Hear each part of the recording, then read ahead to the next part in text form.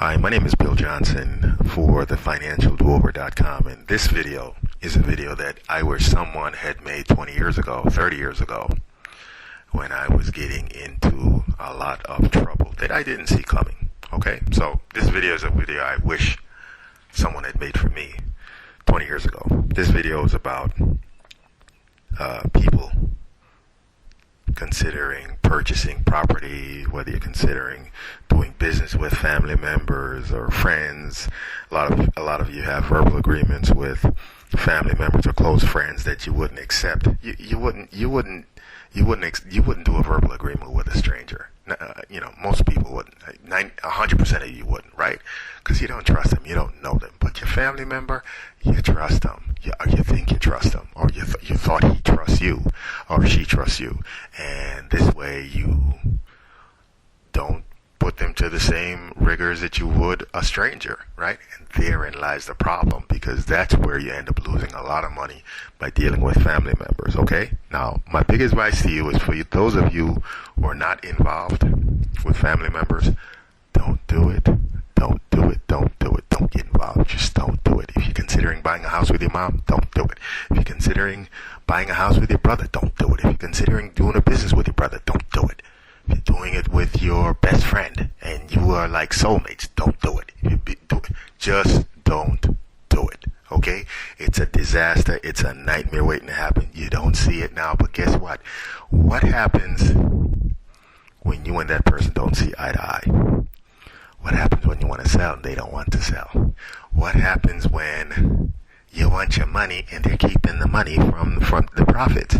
Or worse yet, they control the property and the money and you're on the outside looking in. What happens then? Now you're stuck? Is that it? That's your plan? Now, you can't call the police. Why? Because they own the property with you. They're your partner, right? It's not a police matter. Okay? So you can't call the police and say, he's stealing my money, she's stealing my money. Because that's not what it's about. They're on the title as well. They're on the property as well, right? And now, what if you have major disagreements that lead to physical altercations and lead you to not being able to go buy your property or your business or whatever, right? Say you gave your brother money to buy a house. Okay? You didn't put your name on the title. Or you put your name on the title and you gave him some money to go buy the house. You're going to need your paperwork to show down the road that this transpired, okay? But what if in the case that you have an order of protection put against you because you and this person fell out of love? You're no longer in love with your brother. You figured out he's a scumbucket, right? You no longer have love for your mother because she's stealing from you, right? You no longer have love for your cousin because you found out he's a money-sucking bastard, right? What happens then? Are you stuck? Is that it? You just, they own the property or they are possess the property. They're keeping all the funds. They're squatting in your property. You can't sell it. You don't want it. You can't even talk to this person. What do you do? Okay, well, today is your lucky day. Because today, I went through this for the last 5 years, for the last 10 years, for the last 15 years. And I'm here to tell you that you're not stuck. I thought I was stuck, okay?